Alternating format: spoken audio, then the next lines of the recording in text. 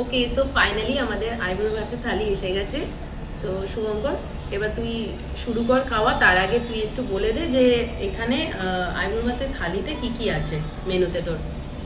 যা মেনু দিয়েছে খুবই শেষ করা খুবই খুব ছোট মেনু। হ্যাঁ দেখতে পাচ্ছি, বাট শেষ করা খুবই চাপের ব্যাপার। বাট তাও বলি, এখানে প্লেন রাইস, এখানে বাসন্তী পোলাও, ঝুড়ো আলু ভাজা, বেগুন ভাজা, সাথে শুক্তো, ডাল, সোনা মুগ ডাল, সোনা মুগ ডাল, রাইট।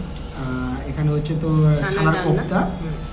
আচ্ছা ফিশ ফ্রাই, দই ইলিশ, মাটন কষা, চাটনি, মিষ্টি, দই। তো এই মানে এই সবগুলোর খাওয়াটা মধ্যে খুব চাপের ব্যাপার, তাও খেতে হবে, বুঝতে পারছি। হ্যাঁ, পুরোটাই তোকেই কমপ্লিট করতে হবে।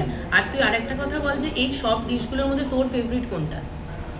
সবকটার মধ্যে এই মুহূর্তে আমার মাটন আর কাটলেট এই মুহূর্তে, আর অবশ্যই আছে তার সাথে বাসন্তী পোলাও।